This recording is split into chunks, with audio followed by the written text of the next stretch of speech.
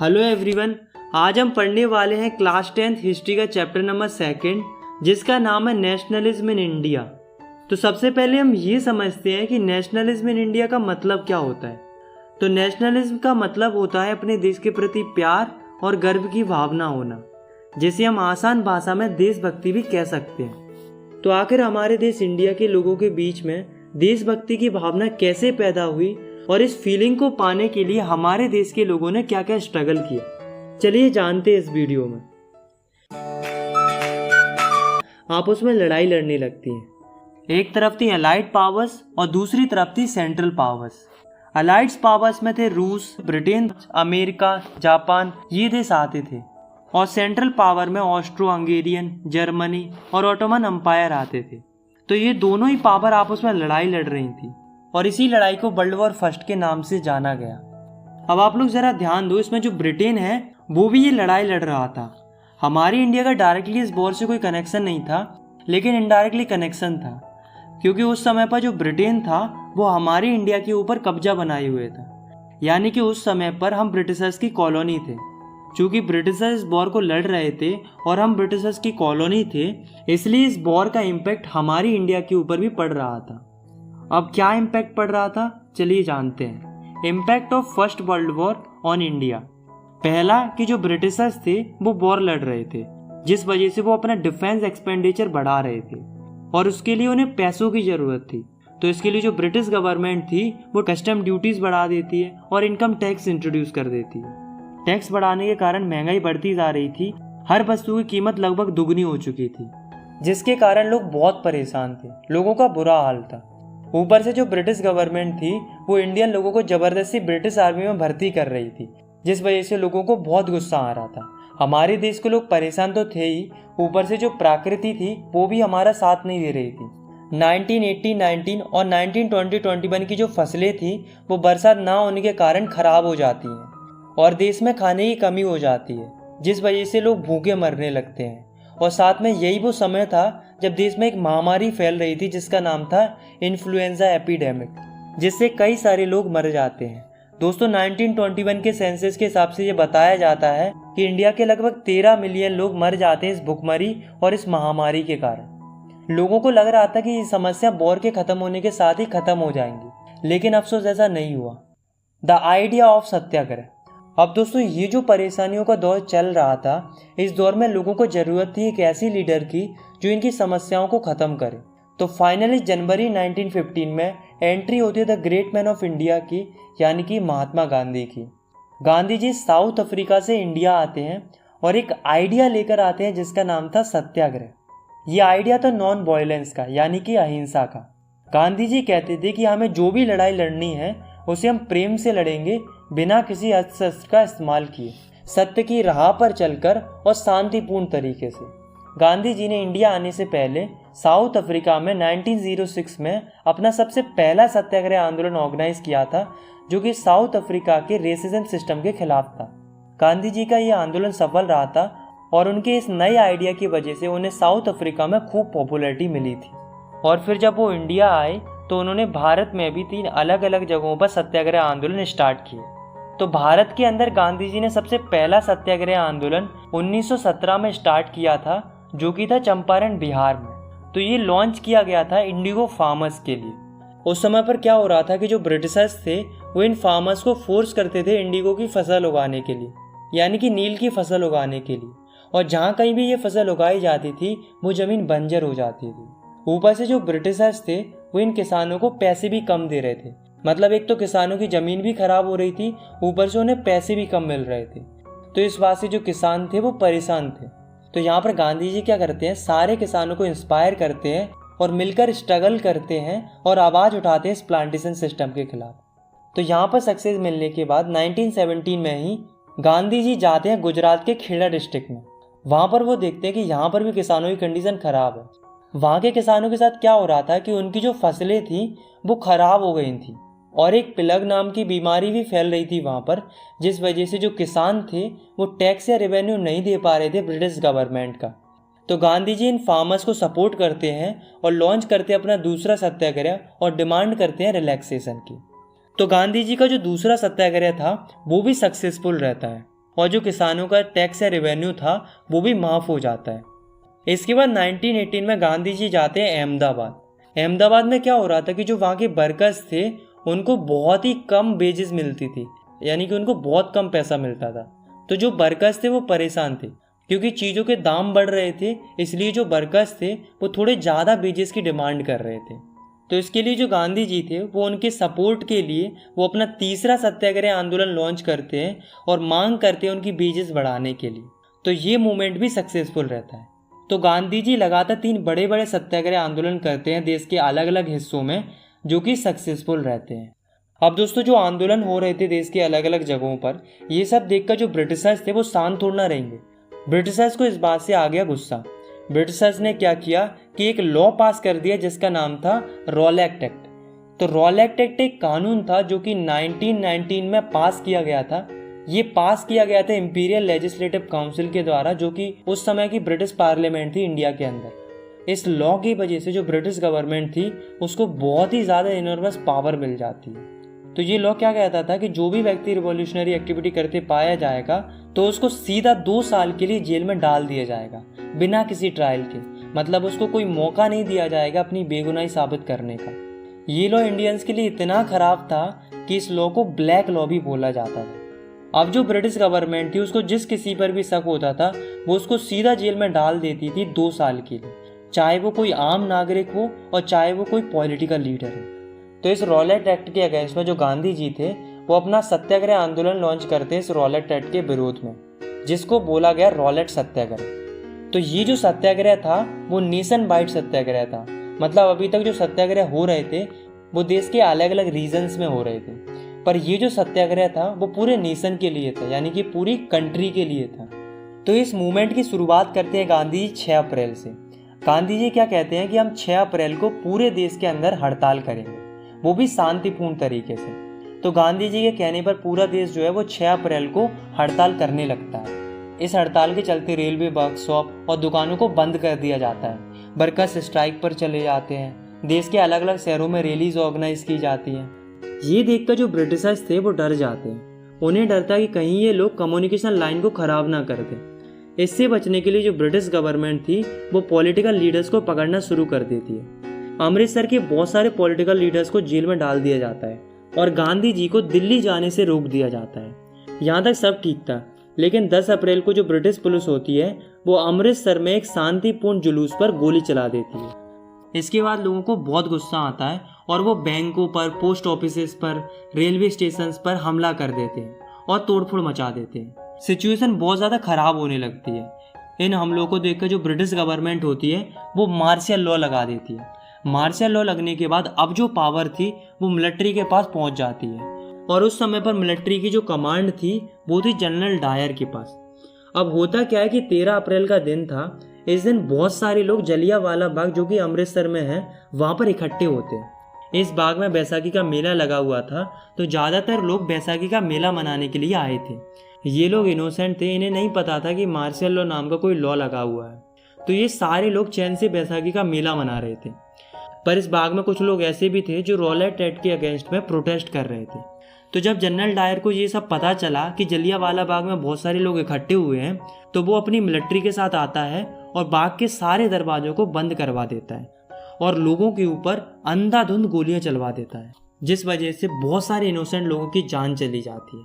इसी इंसिडेंट को बोला जाता है जलियांवाला बाग मैसेकर। इस इंसिडेंट ने पूरे देश को हिलाकर रख दिया था। नॉर्थ इंडिया के बहुत सारे शहरों के लोग सड़कों पर आ जाते हैं, हड़तालें होने लगती हैं, जनता और पुलिस के बीच में क्लैशेस होने लगते हैं, लोग गवर्नमेंट बिल्डिंग्स पर हमला कर देते हैं। मतलब बहुत ही ज़्यादा कॉम्प्लेक्स सिचुएशन होने लगती है।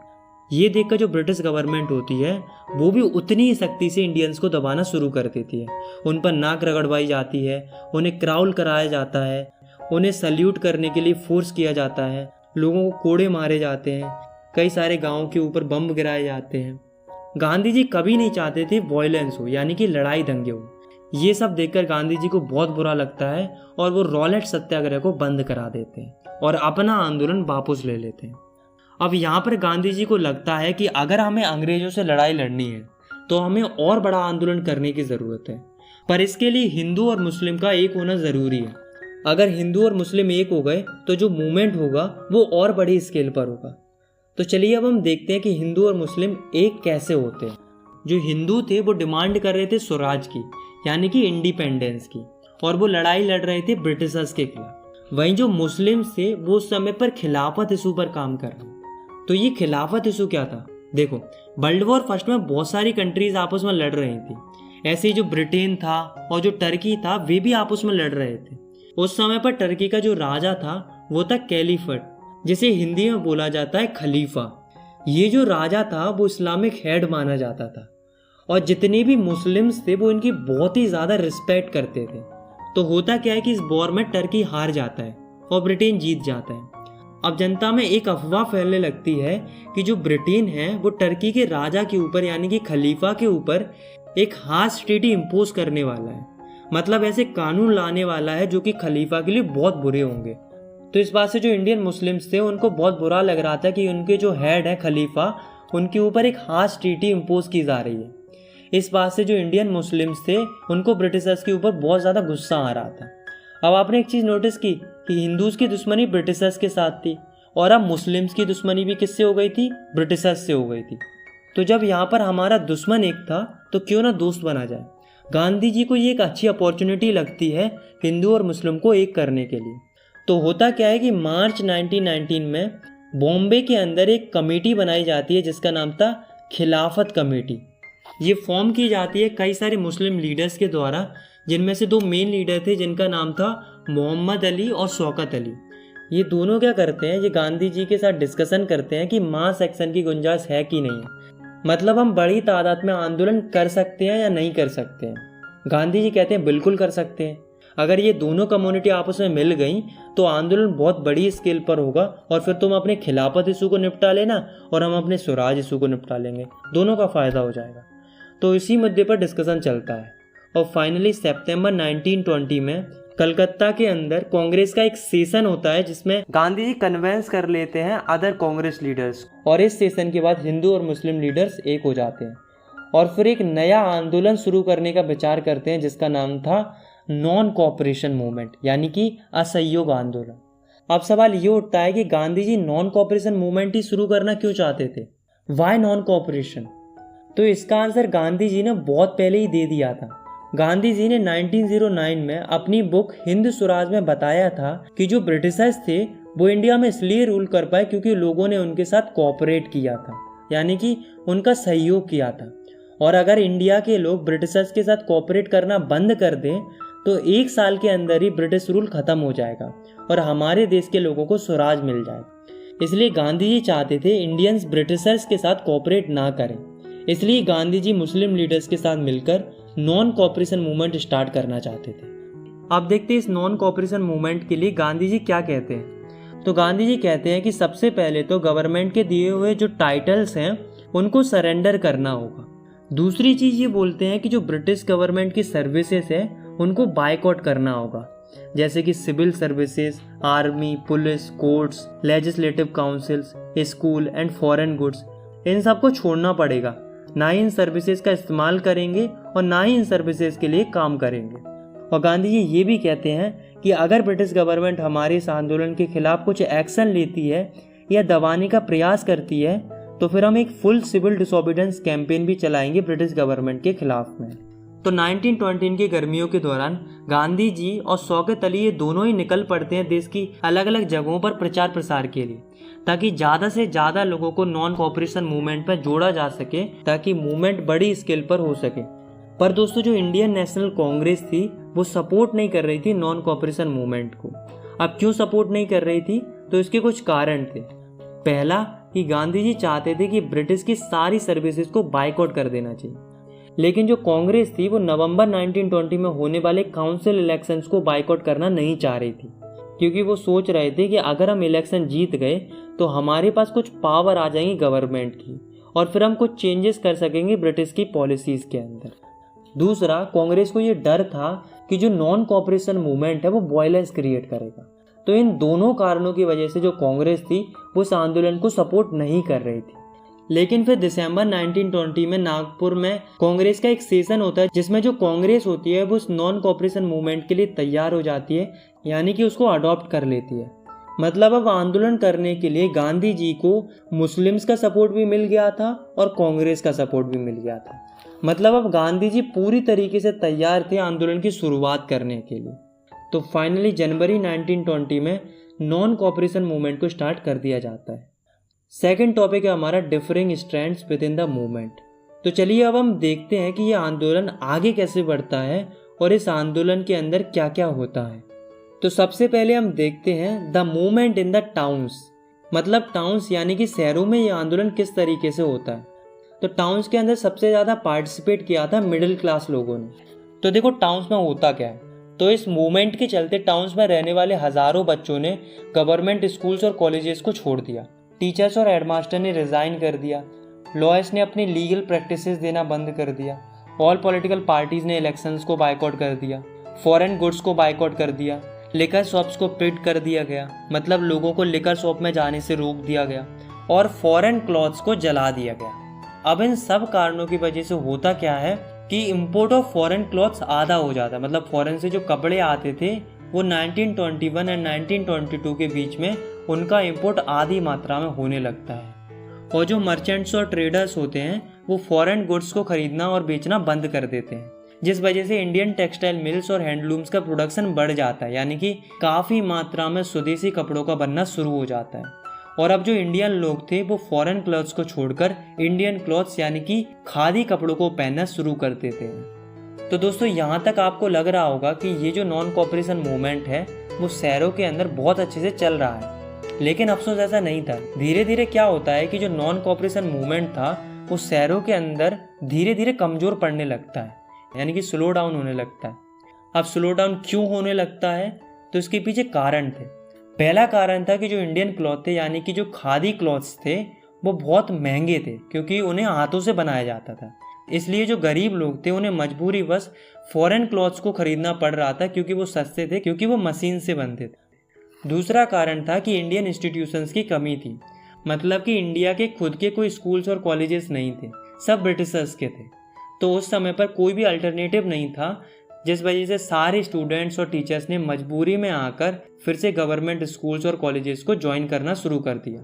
सिमिलरली जो लॉयर थे उनके पास भी कोई और ऑप्शन नहीं था, जिस वजह से वे भी मजबूरी में आकर गवर्नमेंट कोर्स को ज्वाइन कर लेते हैं। तो दोस्तों इन्हीं कारणों की वजह से जो ये मूवमेंट था वो सिटीज़ के अंदर धीरे धीरे कमज़ोर पड़ने लगा था, यानी कि स्लो डाउन होने लगा था। Rebellion in country side. अब हम देखते हैं कि कंट्री साइड में यानी कि ग्रामीण इलाकों में ये मूवमेंट किस तरीके से चल रहा था। तो ग्रामीण इलाकों में दो आंदोलन चल रहे थे। एक था पीजेंट्स का यानी कि किसानों का, और दूसरा था ट्राइबल पॉपुलेशन का यानी कि आदिवासी लोगों का। तो सबसे पहले हम देखते हैं किसानों का आंदोलन। तो इसके लिए हम देखते हैं अवध का केस। तो सिचुएशन क्या थी कि जो किसान थे वो बहुत ज़्यादा परेशान थे। किन से परेशान थे? तुलकदारों, जो बड़े बड़े लैंडलॉर्ड्स होते थे उनसे परेशान थे। अब क्यों परेशान थे? क्योंकि वो काफ़ी ज़्यादा रेंट चार्ज करते थे किसानों से, और वे बेगार भी कराते थे, मतलब कि किसानों पर काम भी कराते थे और उसका उन्हें कोई पैसा भी नहीं देते थे।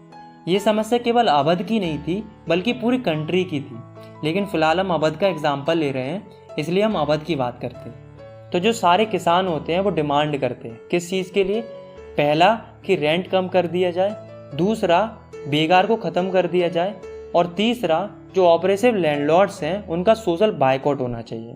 और इन सब में किसानों की मदद करते हैं बाबा रामचंद्र, जो कि एक सन्यासी थे जिन्होंने फीजी में एज अ इंडेंचुरल लेबर काम भी किया था।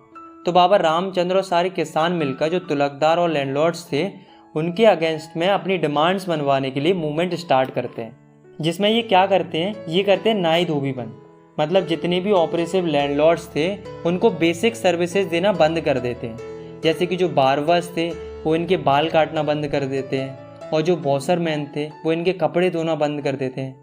मतलब जो बेसिक सर्विसेज होती हैं उन्हें ही देना बंद कर देते हैं। जैसा कि आपको नाम से ही पता चल रहा होगा, नाई धोबी बंद। समझ रहे हो? नाई धोबी बंद। अब यहाँ पर एक नए लीडर की एंट्री होती है जिनका नाम था पंडित जवाहरलाल नेहरू। तो पंडित जवाहरलाल नेहरू और बाबा रामचंद्र ये दोनों मिलकर एक किसान सभा भी बनाते हैं जिसका नाम था अवध किसान सभा, जो कि किसानों की मदद के लिए अक्टूबर 1920 में बनाई गई थी। ये सभा इतनी अच्छी साबित हुई कि 1 महीने में इसकी 300 से ज़्यादा ब्रांचेस खुल जाती हैं आसपास के गाँवों में। तो दोस्तों ये जो किसानों का आंदोलन चल रहा था वो धीरे धीरे वॉयलेंट होने लगता है। जो स्मॉल पीजेंट्स होते हैं वो तुलकदार और मर्चेंट्स के घरों पर अटैक कर देते हैं, बाजारों को लूट लेते हैं, ग्रेन्स को इकट्ठा कर लेते हैं। और तो और जो लोकल लीडर्स थे वो ऐसी अफवाह फैला रहे थे कि गांधी जी ने कहा है कि छोटे किसान बड़े किसानों की जमीनें छीन ले। मतलब जो कोई भी कुछ भी कर रहा था वो ये कह रहा था कि हम तो गांधी जी के कहने पर कर रहे हैं। तो देखा आपने धीरे धीरे जो मूवमेंट था वो वॉयलेंट होने लगा था, जिस वजह से गांधी जी को और अदर कांग्रेस लीडर को इस बात से बहुत बुरा लगता है और धीरे धीरे यहाँ पर भी ये मूवमेंट स्लो होने लगता है। अब हम देखते हैं कि ट्राइबल पॉपुलेशन में ये मूवमेंट किस तरीके से चलता है। तो आंध्र प्रदेश में एक जगह है गूडेम हिल्स के नाम से। वहाँ क्या होता है कि वहाँ की जो ट्राइबल पॉपुलेशन थी, मतलब वहाँ के जो आदिवासी लोग थे, वो अंग्रेजों से बहुत परेशान थे। क्यों परेशान थे? क्योंकि ब्रिटिशर्स ने उनकी फॉरेस्ट एरियाज क्लोज कर दिए थे, मतलब उन्हें जंगलों में जाने से रोक दिया था। और आप तो जानते ही है कि जो ट्राइबल पॉपुलेशन होती है वो जंगलों पर कितनी ज़्यादा डिपेंडेंट रहती है। उन्हें लकड़ियाँ चाहिए होती हैं, फ्रूट्स एंड वेजिटेबल चाहिए होते हैं, कैटल्स को चराने के लिए जगह चाहिए होती है, और ये सब उन्हें जंगलों से ही तो मिलता है। इसलिए उनका जो लाइवलीहुड था वो बहुत ज़्यादा अफेक्ट हो रहा था, क्योंकि जो आदिवासी लोग थे वो कई पीढ़ियों से जंगलों में रहना अपना अधिकार समझते थे। उन्हें लग रहा था कि ब्रिटिशर्स उनसे उनका अधिकार छीन रहे हैं।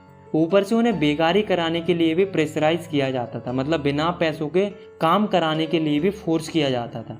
इस बात से जो ट्राइबल पॉपुलेशन थी उन्हें ब्रिटिशर्स के ऊपर बहुत ज़्यादा गुस्सा आ रहा था। तो इनकी मदद के लिए एक व्यक्ति उभर के आते हैं जिनका नाम था अलूरी सीताराम राजू। ये क्लेम करते थे कि इनके पास स्पेशल पावर्स है प्रेडिक्शन करने की, यानी कि भविष्यवाणी करने की, और ये कहते थे कि गोली भी इनका कुछ नहीं बिगाड़ सकती। ये जो थे वो गांधी जी से बहुत ज़्यादा इंस्पायर थे। ये सबसे बोलते थे कि खादी कपड़े पहनना चाहिए, शराब नहीं पीना चाहिए, पर ये गांधी जी की एक बात के बिल्कुल खिलाफ थे। ये कहते थे कि देश को अगर आज़ादी दिलानी है तो वो नॉन वायलेंस से नहीं दिलाई जा सकती, बल्कि उसके लिए हथियार उठाने पड़ेंगे, यानी कि लड़ाई वगैरह लड़नी पड़ेगी। तो अलूरी सीताराम राजू और सारे आदिवासी लोग मिलकर 1920 में एक मूवमेंट स्टार्ट करते हैं जिसका नाम था गोरिल्ला मूवमेंट। इसमें ये लोग क्या करते हैं, ये अटैक करते हैं पुलिस स्टेशंस पर और कई सारे ब्रिटिश ऑफिशियल्स को मारने लगते हैं। लेकिन अनफॉर्चुनेटली 1924 में क्या होता है कि जो अलूरी सीताराम राजू थे वो पकड़े जाते हैं ब्रिटिश पुलिस के द्वारा और उन्हें मार दिया जाता है। लेकिन तब तक वो लोगों के लिए एक फोक हीरो बन गए थे। आज भी गूडेम हिल्स के जो लोग हैं वो इन्हें याद करते हैं। स्वराज इन प्लांटेशन।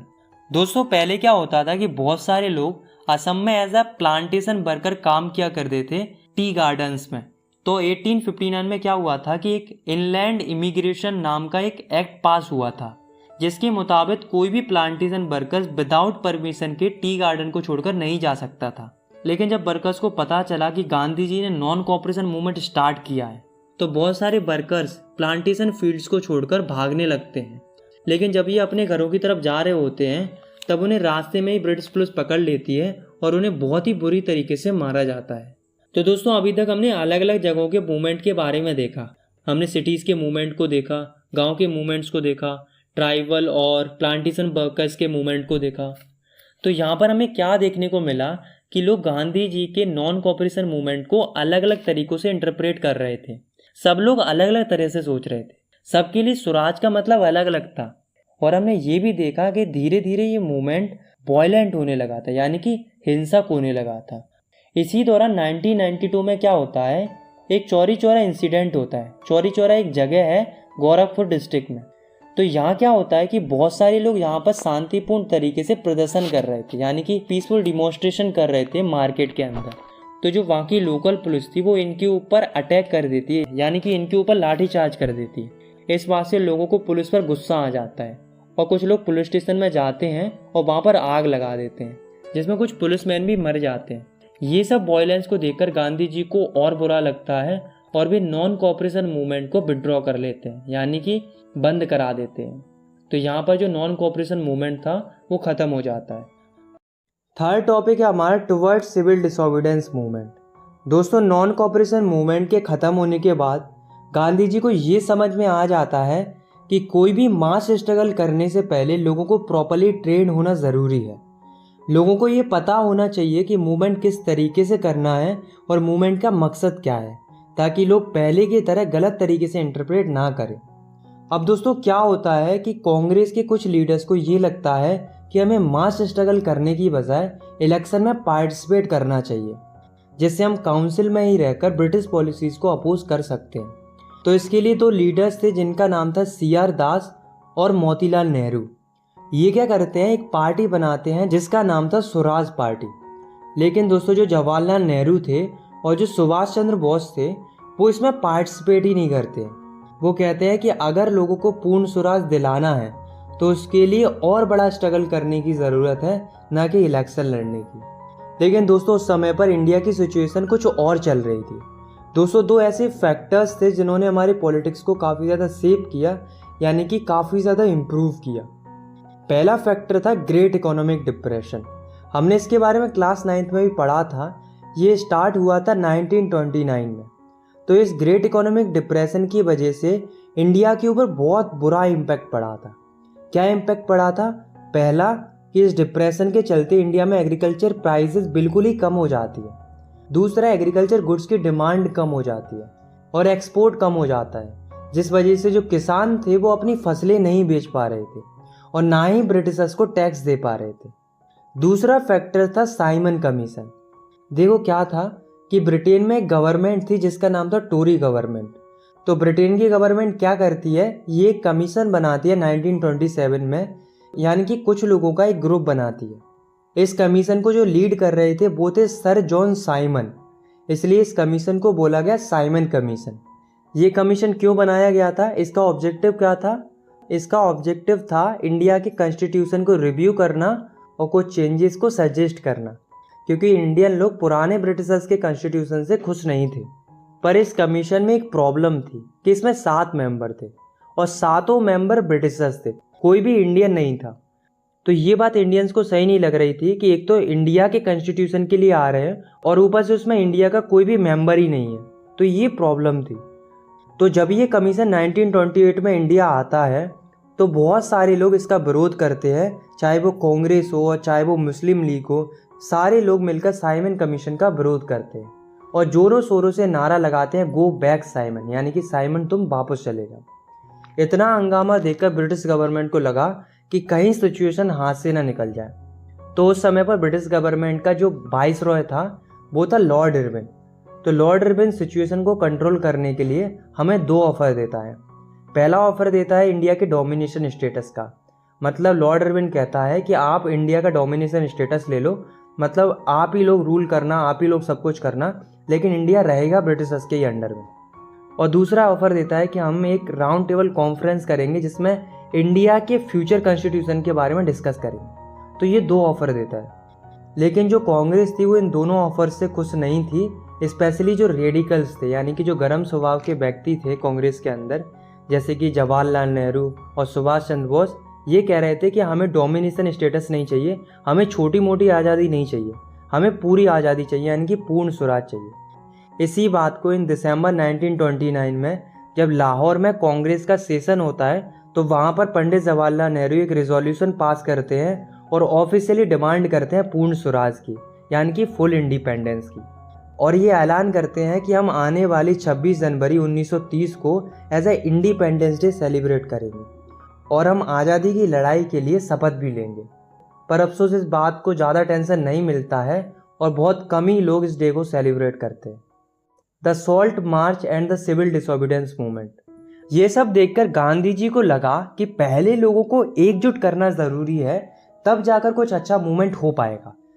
तो इस समय पर गांधी जी को एक ऐसी चीज़ की तलाश थी जिससे लोगों को यूनाइट किया जा सके, यानी कि लोगों को एकजुट किया जा सके। तो ये सारी खूबियाँ गांधी जी को दिखती है नमक में। गांधी जी को लगा कि सॉल्ट एक अच्छा सिंबल बन सकता है लोगों को यूनाइट करने के लिए। अब सवाल ये उठता है कि गांधी जी ने नमक में ऐसा क्या देखा जो उन्होंने इसे पावरफुल सिंबल बना दिया कंट्री को यूनाइट करने के। तो इसमें 3 पॉइंट है। पहला कि नमक हर कोई इस्तेमाल करता है, चाहे वो अमीर हो चाहे वो गरीब हो। दूसरा कि पहले क्या होता था कि जो ब्रिटिश गवर्नमेंट थी वो नमक पर काफ़ी ज़्यादा टैक्स लेती थी और सॉल्ट का प्रोडक्शन भी केवल ब्रिटिश गवर्नमेंट ही कर सकती थी, इंडियंस नहीं कर सकते थे। मतलब समझ रहे हो, हमारे ही नमक पर टैक्स ले रहे थे और ऊपर से हमें नमक भी नहीं बनाने दे रहे थे। तो ये समस्या पूरे देश की थी, इसलिए गांधी जी ने नमक को चुना देश को यूनाइट करने के लिए। तो गांधी जी क्या करते हैं, 31 जनवरी को एक लेटर लिखते हैं वाइसरॉय लॉर्ड इरविन के लिए, जिसमें गांधी जी अपनी 11 डिमांड्स को रखते हैं जो कि सोसाइटी की अलग अलग समस्याओं के ऊपर थी, जिसमें से कुछ डिमांड सॉल्ट टैक्स से रिलेटेड भी थी। और गांधी जी ये भी कहते हैं कि अगर हमारी डिमांड्स 11 मार्च तक नहीं मानी गई तो हम सिविल डिसोबीडियंस मूवमेंट को स्टार्ट कर देंगे। लेकिन दोस्तों जो लॉर्ड इरविन था वो गांधी जी को हल्के में ले लेता है, मतलब उनकी डिमांड्स को नज़रअंदाज कर देता है। तो जब गांधी जी की डिमांड्स नहीं मानी जाती हैं तो गांधी जी स्टार्ट करते हैं सॉल्ट मार्च, जिसे हम डांडी मार्च भी कहते हैं। तो गांधी जी अपने 78 ट्रस्टेड वॉलंटियर्स के साथ निकल पड़ते हैं। तो ये चलना शुरू करते हैं साबरमती आश्रम से। इन्हें पहुंचना था डांडी, जो कि गुजरात में है। ये पूरी यात्रा थी 240 माइल्स की। तो गांधी जी और उनके वॉलंटियर्स पर डे 10 माइल चलते थे। ये यात्रा पूरे 24 दिन तक चलती है और फाइनली 6 अप्रैल को गांधी जी और अन्य लोग डांडी पहुंच जाते हैं। और वहाँ पर गांधी जी गैर कानूनी तरीके से नमक बनाते हैं और कानून को तोड़ते हैं, और यहीं से शुरुआत होती है सिविल डिसोबीडियंस मूवमेंट की। अब सवाल ये उठता है कि जो नॉन कोऑपरेशन मूवमेंट था, यानी कि जो पहले का मूवमेंट था, और जो सिविल डिसोबीडियंस मूवमेंट है, इसमें क्या अंतर है। देखो, जो नॉन कोऑपरेशन मूवमेंट था उसमें क्या था कि हमें ब्रिटिशर्स के साथ केवल कोऑपरेट नहीं करना था, केवल इतना ही था। वही जो सिविल डिसोबीडियंस मूवमेंट है, इसका ऑब्जेक्टिव था कि हमें ब्रिटिशर्स के साथ कोऑपरेट भी नहीं करना है और साथ में हमें उनके कानूनों को भी तोड़ना है। क्योंकि गांधी जी ने नमक कानून को तोड़कर सिविल डिसोबीडियंस मूवमेंट की शुरुआत कर दी थी, तो उन्हें देखकर देश की अलग अलग जगहों पर भी लोग नमक कानून को तोड़ने लगते हैं। लोग फॉरेन क्लॉथ्स को बाइकआउट करने लगते हैं, लिकर शॉप्स को पिक्ट कर देते हैं, और जो पीजेंट्स थे वो चौकीदारी टैक्स देना बंद कर देते हैं। और दोस्तों जो ट्राइबल लोग थे वो फॉरेस्ट लॉज को तोड़ देते हैं, मतलब जंगलों में घुसना स्टार्ट कर देते हैं। ये सब देखकर ब्रिटिश गवर्नमेंट शांत थोड़ी ना रहेगी। तो ब्रिटिश गवर्नमेंट यहाँ क्या करती है, एक एक करके जो पॉलिटिकल लीडर्स थे जो कि आंदोलन कर रहे थे उनको अरेस्ट करना शुरू कर देती है, जिस वजह से वायलेंट क्लासेस होने लगते हैं। गवर्नमेंट लोगों को ब्रूटली मारना शुरू कर देती है। देखते ही देखते अप्रैल 1930 में अब्दुल गफ्फर खान, जो कि पेशावर में आंदोलन कर रहे थे, उनको अरेस्ट कर लिया जाता है, और बाद में जाकर महात्मा गांधी जी को भी अरेस्ट कर लिया जाता है। ये सब देखकर जनता और भी ज़्यादा भड़क जाती है और काफ़ी ज़्यादा वायलेंस होने लगता है। इंडिया के लगभग 1 लाख लोगों को जेल में डाल दिया जाता है। ये सब देखकर गांधी जी को बहुत बुरा लगता है। गांधी जी वायलेंस बिल्कुल नहीं चाहते थे, इसलिए Gandhi ji civil disobedience movement को भी कॉल्ड ऑफ कर देते हैं, यानी कि बंद कर देते हैं। और एक पैक्ट साइन होता है, यानी कि एक समझौता होता है गांधी जी और लॉर्ड इरविन के बीच में, जिसे बोला जाता है गांधी इरविन पैक्ट। ये हुआ था 5 मार्च 1931 में। तो इस समझौते में होता क्या है कि गांधी जी से बोला जाता है, यानी कि लॉर्ड इरविन गांधी जी से कहता है कि उनको सेकेंड राउंड टेबल कॉन्फ्रेंस में पार्टिसिपेट करना होगा। तो गांधी जी कहते हैं कि मैं तैयार हूँ, बट मेरी एक कंडीशन है कि जिन पॉलिटिकल लीडर्स को आपने अरेस्ट करके रखा है उनको रिलीज करना होगा। तो ये दोनों लोग राजी हो जाते हैं। तो ये था गांधी इरविन पैक्ट। तो गांधी जी जाते हैं London second round table conference को अटेंड करने के लिए, जैसा कि समझौता हुआ था लॉर्ड इरविन के साथ। लेकिन अफसोस वहाँ पर गांधी जी की कोई भी बात नहीं सुनी जाती है। यानी कि गांधी जी जब लौट कर आते हैं तो वो काफ़ी ज़्यादा डिसअपॉइंटेड रहते हैं, और जब वो लौट कर आते हैं तब वो ये भी देखते हैं कि जो गफ्फर खान थे और जो जवाहरलाल नेहरू थे वो अभी भी जेल में थे, और इन लोगों ने कांग्रेस पार्टी को भी इलीगल डिक्लेयर कर दिया था। मतलब गांधी जी की गैर मौजूदगी का ब्रिटिशर्स ने बहुत अच्छा फ़ायदा उठाया था। ये सब देखकर गांधी जी को लगता है कि हमारे साथ धोखा हुआ है, और गांधी जी डिसाइड करते हैं कि हम फिर से सिविल डिसोबीडियंस मूवमेंट को लॉन्च करेंगे, और गांधी जी ये मूवमेंट लॉन्च भी करते हैं। लेकिन अफसोस 1934 तक जो मूवमेंट था वो अपना सारा मोमेंटम लूज कर चुका था। How participant so the movement, मतलब इस टॉपिक में हम देखेंगे कि जो अलग अलग ग्रुप्स थे उन्होंने इस मूवमेंट में किस किस तरीके से पार्टिसिपेट किया था। तो सबसे पहले हम देखते हैं रिच पीजेंट्स के बारे में, मतलब कि जो रईस किसान थे, जैसे कि Patidars of Gujarat, Jats of UP. तो इनके साथ क्या था, ये जो लोग थे वो कमर्शियल क्रॉप्स उगाते थे, मतलब पैसे कमाने के लिए फसलें उगाते थे। तो जब इकोनॉमिक डिप्रेशन आता है तो जो ये रिच पीजेंट थे वो बहुत ज़्यादा अफेक्ट होते हैं, क्योंकि डिप्रेशन के चलते फसलों के दाम गिर गए थे, इसलिए इनकी इनकम भी कम हो गई थी, जिस कारण से जो रिच पीजेंट्स थे वो ब्रिटिशर्स को टैक्स से रेवेन्यू पे नहीं कर पा रहे थे। तो जब गांधी जी ने सिविल डिसोबीडियंस मूवमेंट को स्टार्ट किया तो ये लोग भी काफ़ी ज़्यादा पार्टिसिपेट करते हैं इस मूवमेंट में। और ये क्यों पार्टिसिपेट करते हैं? क्योंकि इन्हें हाई रेवेन्यू को कम करवाना था। लेकिन इन्हें इस बात से बहुत बुरा लगता है और ये काफ़ी ज़्यादा डिसअपॉइंटेड होते हैं इस बात से कि जो सिविल डिसोबीडियंस मूवमेंट होता है वो बंद कर दिया जाता है 1931 में, और उनका जो रेवेन्यू रेट था वो भी कम नहीं हुआ था।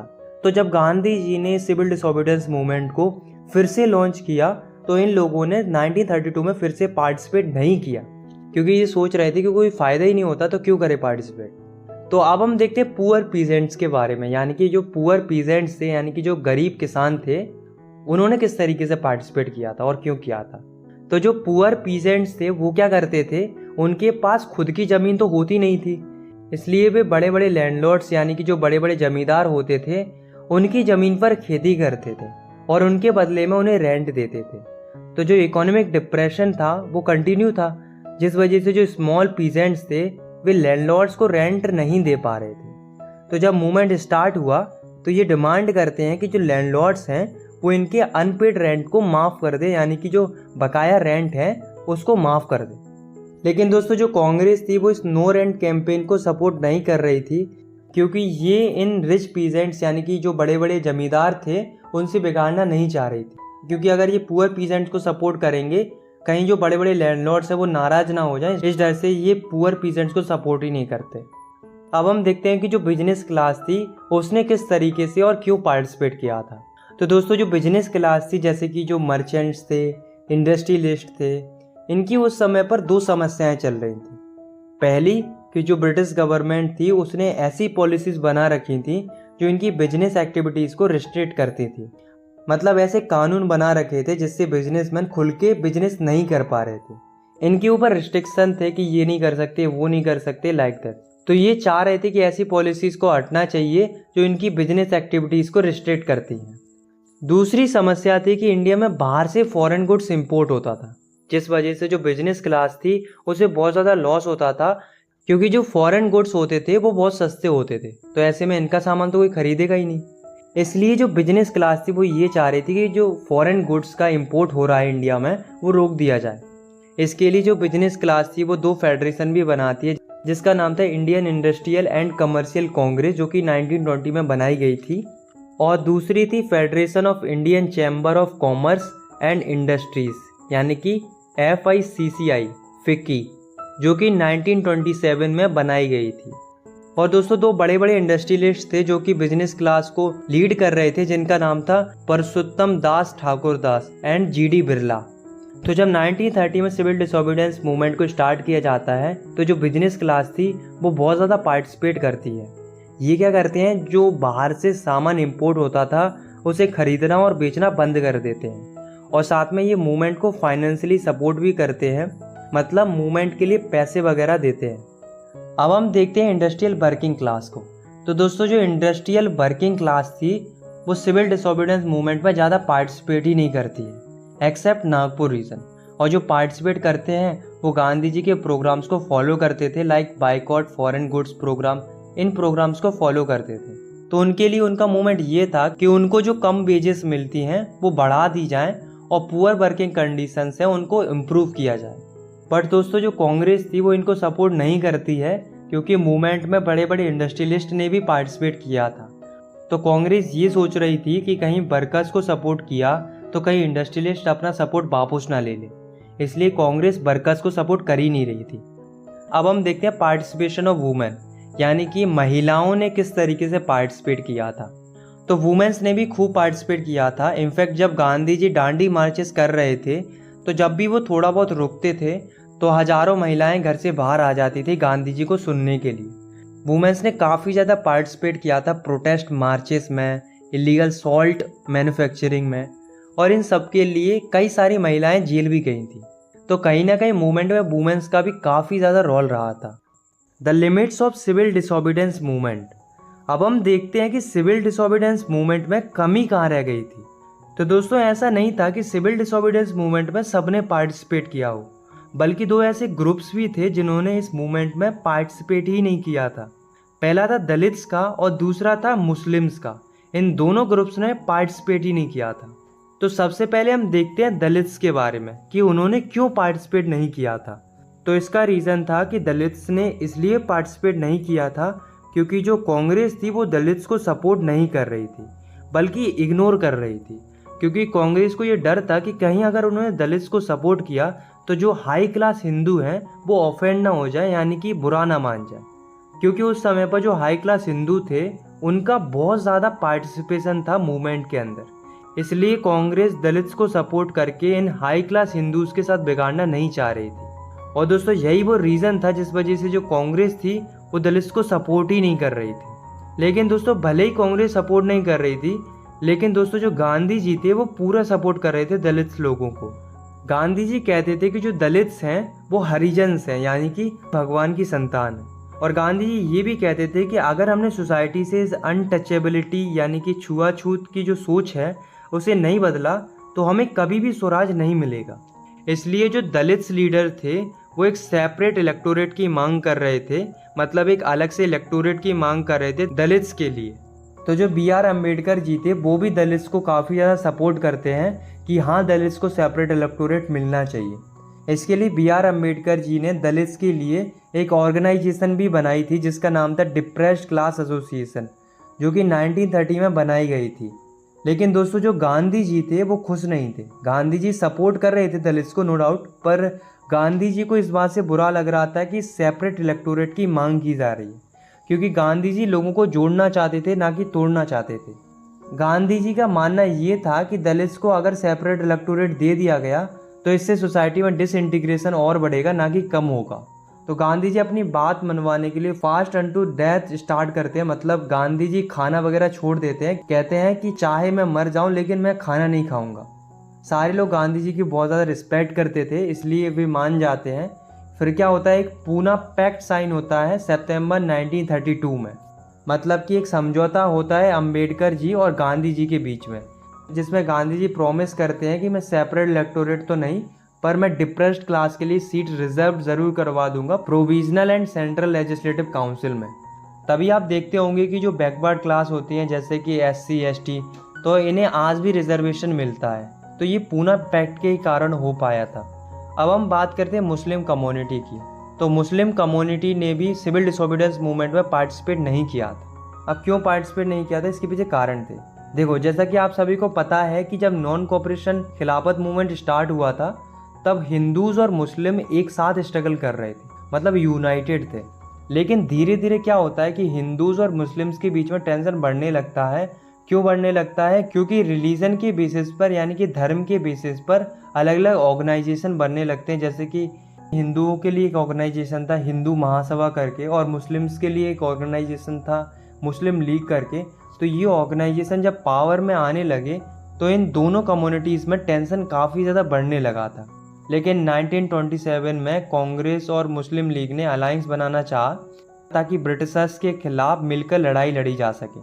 मुस्लिम कम्युनिटी के एक लीडर थे जिनका नाम था मोहम्मद अली जिन्ना।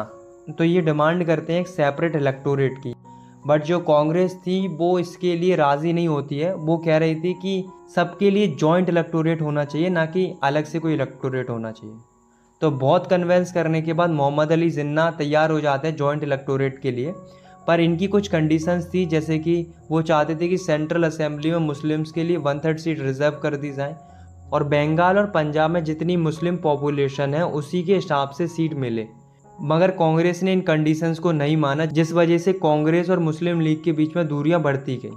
इसलिए जब 1930 में गांधी जी ने सिविल डिसोबीडियंस मूवमेंट स्टार्ट किया तब मुस्लिम कम्युनिटी ने पार्टिसिपेट ही नहीं किया था। लास्ट टॉपिक है हमारा the sense of collective blogging. मतलब इस टॉपिक में हम पढ़ेंगे कि लोगों में सेंस ऑफ कलेक्टिव ब्लॉगिंगनेस कैसे आती है, मतलब सामूहिक अपनेपन का भाव कैसे पैदा होता है। तो इसमें 5 पॉइंट है। पहला है यूनाइटेड स्ट्रगल। उस समय पर क्या था कि सब लोगों का एक ही मकसद था कि इंडिया को ब्रिटिशर्स से आज़ाद कराना। तो यानी कि यहाँ पर सबका एक ही विज़न था।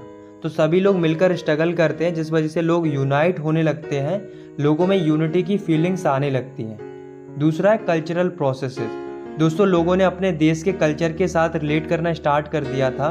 बहुत सारी folk stories, folk song, regional language, इन सब के चलते लोग अपने कल्चर्स के साथ जुड़ने लगते हैं, यानी कि अपने कल्चर के साथ रिलेट करने लगते हैं। तीसरा है फिगर्स एंड इमेजेस। 18th और 19th सेंचुरी में जो आर्टिस्ट थे वो कंट्रीज़ को रिप्रेजेंट करते थे अलग अलग एलोगोरीज के थ्रू, जैसे कि जर्मनी की एलोगोरी थी जर्मेनिया, फ्रांस की एलोगोरी थी मैरियन। तो इस तरीके से कंट्रीज़ को रिप्रेजेंट किया जाता था अलग अलग फिगर्स और पेंटिंग्स के थ्रू, जैसा कि हमने पिछले चैप्टर में भी पढ़ा था। ठीक उसी प्रकार से 20th सेंचुरी में इंडिया को रिप्रेजेंट किया जाता है भारत माता से। भारत माता की इमेज सबसे पहले बनाई थी बंकिम चंद्र चट्टोपाध्याय ने, और उन्होंने भारत माता की सराहना में एक गीत भी लिखा था जिसका नाम था वंदे मातरम। इस सॉन्ग को उन्होंने अपनी नोवेल आनंद मठ में भी इंक्लूड किया था। इनफैक्ट जब 1905 में स्वदेशी मूवमेंट चला था तब बढ़ चढ़ के लोगों ने वंदे मातरम सॉन्ग को गाया था। और बाद में जाकर अवनींद्र नाथ टैगोर ने भारत माता की पेंटिंग बनाई जिसमें जो भारत माता थी काम, कंपोज्ड और डिवाइन एंड स्पिरिचुअल दिखाई दे रही थी। फोर्थ है फ्लैग। तो फ्लैग की वजह से भी इंडियन लोगों में सेंस ऑफ कलेक्टिंग ब्लॉगिंगनेस जागती है, क्योंकि जो फ्लैग होता है वो पूरी कंट्री को रिप्रेजेंट करता है। तो हमारे देश के लिए भी अलग अलग फ्लैग बन रहे थे, जैसे कि बंगाल में जब स्वदेशी मूवमेंट हुआ तो एक फ्लैग बनाया गया था जिसमें 3 कलर थे, ग्रीन, येलो और रेड, और इसमें ऊपर की साइड 8 लोटस थे जो कि 8 प्रोविंसीज को दर्शा रहे थे। बाद में जाकर 1921 में गांधी जी ने भी एक फ्लैग बनाया था जिसमें रेड, ग्रीन, वाइट 3 कलर थे और बीच में एक स्पिनिंग व्हील था जो कि सेल्फ हेल्प को रिप्रेजेंट करता था। फिफ्थ है री इंटरप्रिटेशन ऑफ हिस्ट्री। जब लोगों को समझ में आया कि एंशियंट टाइम में हमारा देश बहुत डेवलप्ड था हर फील्ड में, चाहे वो आर्ट एंड एग्रीकल्चर हो, रिलीजन एंड कल्चर हो, सब कुछ बहुत अच्छा था, हमारी हिस्ट्री बहुत गजब की थी। लेकिन जब से ये अंग्रेज़ आए हैं तब से हमारा कल्चर डिक्लाइन होता गया है, यानी कि गिरता चला गया है। तो अगर हमें वापस से पहले जैसी तरक्की चाहिए तो सबसे पहले तो हमें ब्रिटिश रूल से इंडिया को आज़ादी दिलानी होगी। तो इस तरीके से लोगों में अपनेपन का भाव आने लगता है और धीरे धीरे नेशनलिज्म की जो फीलिंग होती है वो स्प्रेड होने लगती है और बाद में जाकर हमारे देश को आज़ादी मिल जाती है। आई होप आपको ये वीडियो पसंद आई होगी। अगर आपको ये वीडियो पसंद आई तो आप इस वीडियो को लाइक कर सकते हो और आप इस चैनल को सब्सक्राइब भी कर सकते हो ऐसी क्लास 10th की वीडियोस आगे देखने के लिए। मिलते हैं नेक्स्ट वीडियो में, तब तक के लिए टेक केयर, बाय बाय। और हाँ, इंस्टाग्राम पे फॉलो कर लेना, लिंक डिस्क्रिप्शन में।